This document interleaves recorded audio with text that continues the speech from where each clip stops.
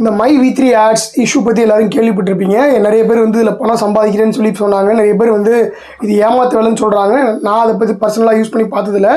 ஒரு கோயம்புத்தூரில் ஒரு நபர், கோயம்புத்தூரை சேர்ந்த அதே ஊரை சேர்ந்த ஒரு நபர் ஒரு கம்ப்ளைண்ட் ரைஸ் பண்ணியிருந்தார். அது மூலமாக வந்து FIR பதிவு பண்ணப்பட்டதுனால அந்த நிறுவனத்தை சேர்ந்த அந்த நிறுவனர் வந்து மிகப்பெரிய ஒரு கூட்டத்தை கோயம்புத்தூரில் கூட்டியிருந்தார். இது வந்து எந்தளவு உண்மை எந்தளவு போயின்றது தெரியல. நிறைய பேர் பணம் வருதுன்னு சொல்கிறாங்க. பட் என்னை பொறுத்த வரைக்கும் இது நிச்சயமாக வந்து ஒரு நல்ல ஒரு இதாக இருக்க வாய்ப்பு இல்லை. ஏன்னா அவங்க GST நிறைய முறை வந்து ரிஜெக்ட் பண்ணப்பட்டிருக்கு.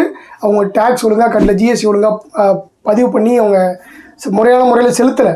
சரிங்களா? பல கோடி ரூபா டிரான்சாக்ஷன் பண்ணக்கூடிய ஒரு கம்பெனி வந்து சில லட்சங்களை தான் அவங்க GST பண்ணதான் வந்து கேள்விப்பட்டேன். ரிசர்ச் பண்ணி பார்த்து தெரிஞ்சிச்சு. ஸோ என்னை பொறுத்த வரைக்கும் யாரும் இதை சேர வேண்டாம் அப்படின்றதான் என்னுடைய கருத்து. ஒரு விஷயம் வந்து சரியாக தப்பான்னு தெரியாமல் நம்ம அதுக்குள்ளே போகிறதுன்றது என்றைக்குமே நல்ல ஒரு முடிவை நமக்கு தராது. இது மட்டும் இல்லாமல் இதில் யாராவது பாதிக்கப்பட்டிருந்தீங்கன்னா கண்டிப்பாக வந்து நம்ம இமெயில் ஐடியை ஸ்க்ரீனில் தரேன். அதே மாதிரி டிஸ்கிரிப்ஷன்லேயும் இமெயில் ஐடி தரேன். அதுக்கு நீங்கள் மெயில் பண்ணுங்கள்.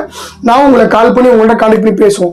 இந்த ஸ்கேம் மட்டும் இல்லை, வேறு எந்த ஸ்கேமில் நீங்கள் மாட்டியிருந்தாலும் எதுனா உங்களை பணம் இழந்திருந்தாலும் நம்ம பேசலாம். இதை வந்து வெளிச்சத்துக்கு கொண்டு வரலாம். நம்மளால் முடிஞ்ச அளவுக்கு இதை பேச கண்டிப்பாக யாரோ ஒருத்தர் பாதிக்கப்படுறது தடுக்கப்படும், அல்லது உங்களுக்கு கூட சொல்யூஷன் கிடைக்கலாம். இந்த கம்போடியா இஷ்யூ பற்றி நம்ம நிறைய பேசணும். நிறைய பேர் கிட்டத்தட்ட ஆயிரக்கணக்கான பேர் மெயில் பண்ணியிருந்தாங்க. எனக்கு நிறைய மெயில் படிக்கவே முடியல, அவ்வளோ பேர் மெயில் பண்ணியிருந்தாங்க. எல்லாம் முடிஞ்ச வரைக்கும் நான் ஒருத்தர் ரிப்ளை பண்ணிட்டு தான் இருக்கேன்.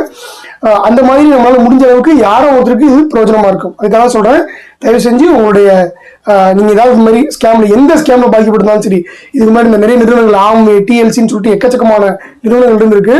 அதில் ஏதாவது நீங்கள் பாதிக்கப்பட்டிருந்தாலும் நீங்கள் கண்டிப்பாக டிஸ்கிரிப்ஷனில் சொல்லுங்கள். நம்ம அதை பற்றி நிறைய பேசுவோம். நன்றி.